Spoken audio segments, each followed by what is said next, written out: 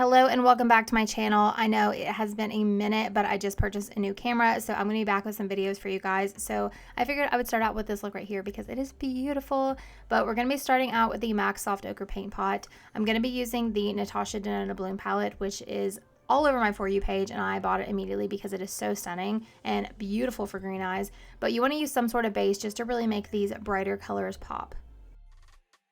Here is the beautiful palette in all of its glory. It is like pink but wearable, and I am obsessed with it. So I'm going to be taking the shade Keen with a big fluffy brush, and I'm going to apply that into my crease.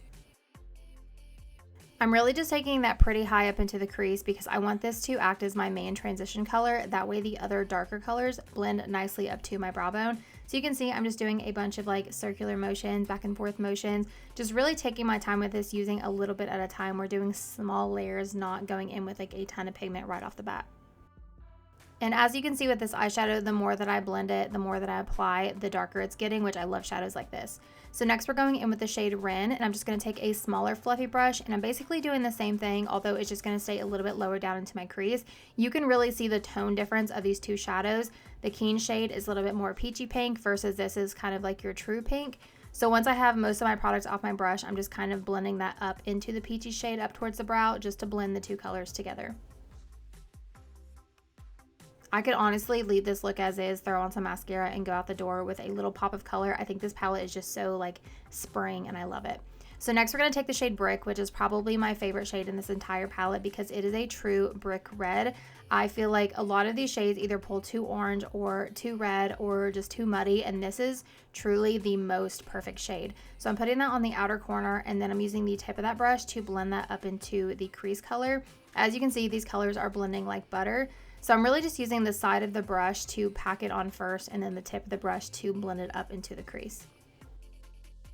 I can truly say, as someone with a ton of eyeshadow palettes, that I do not have a color like this in my collection. So honestly, this is one of the main reasons that I bought this palette. I know that's crazy, but this color for green eyes is just so stunning. Now I'm just going in with that previous brush and previous shade and just really diffusing the edges and just make sure everything is nice and seamless looking. I have a lot of space from my crease to my brow bone, so I like to take my shadows up pretty high. Obviously, if you have less space, then you don't want to take it as high as I am doing it right now.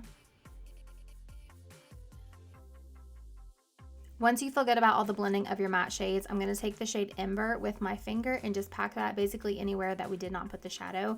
This, I think, when it was wet would be stunning. It'll be definitely like a foiled red shade, more like a burnt red, but I just wanted to apply it dry with my finger because I wanted a different shade to really be the pop. But this color, again, is beautiful. And now with a flat shader brush, and I sprayed it with MAC Fix Plus, I'm taking the shade Lush. So applying this wet is definitely going to give it more of a foil look, but I'm just putting this on the inner third of the lid. This, again, is such a stunning shade. I feel like the camera doesn't do it justice as far as like the shifts of it, but it's like a gold with like a pinky peach reflect to it, and I just feel like it tied everything together. So I'm just really packing that on that inner third of the eye and just blending it into the other shades. Honestly, they blended pretty well without having to do too much. So next I'm taking the shade Bark, and this I just wanted to add a little bit of definition right on the lash line on the outer half. As you can see, I'm using the like world's smallest pencil brush for this. You can also use like an angled brush or a liner brush, but you just want to keep this really close to the lash line, again, just to add a little bit of definition. And I haven't done my concealer yet, so I'm not too worried about fallout. You could also, if you want to take it up an extra notch, you could do a black, but I just felt like the brown really kind of tied everything together. So now I'm going in with my L'Oreal Big Deal mascara. I have been obsessed with this mascara. As you can see, it makes my lashes look really, really good. But of course, I'm going to do some lashes. I did get these lashes from the TikTok shop, so I don't know if I can link them, but they are on my TikTok showcase if you really want them. But they are dramatic, but they are beautiful. Now for the waterline, I'm taking this Morphe Byliner in Yours and Mine. I'm taking the shade Yours, which is the more pink one, and putting it in my waterline. Obviously, this is going to be preference. I think that this tied everything together. Other people might think that it makes me look sickly. So do a black if you'd like, do a nude, whatever your preference is. So anytime I do my eyeshadow, I don't do my concealer until after. So now that I'm doing my lower lash line, I'm just putting on my Charlotte Tilbury Beautiful Skin Concealer. I'm not using a lot of it. I don't usually use a lot of it because I'm going to bring my eyeshadows down so far that there's really just no point into using a lot of concealer.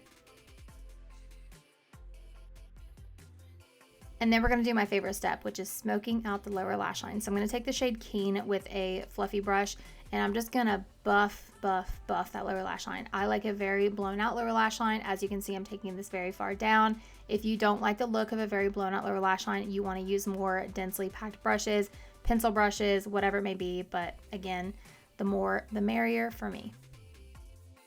And now with that beautiful shade Brick, again, I'm taking a short shader brush, and this, as you can see, I'm using a more densely packed brush so it's not taken down as low. I'm going to apply this closer to the lash line from outer corner to inner corner, and you cannot tell me that this eye combo is not like ethereal. It is beautiful.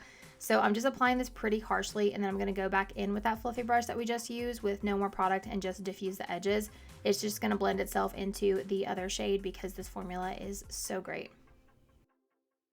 I will never skip the bottom lash mascara, and if you have been following me since the beginning of time, then you know that I wear pretty much only MAC Extend to Play Gig Black Lash because look at those lower lashes. And I don't even feel like I have the best lower lashes, but this mascara makes it look like I do.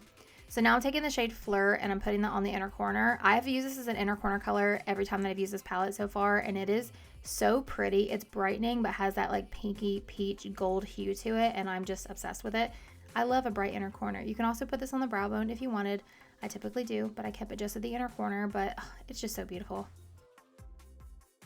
And that is the look completed. I am so in love with it. So let me know what you guys want to see for future videos. I will be getting some full face videos up for you too with my new camera. So leave all of that down below, and I will see you in my next one.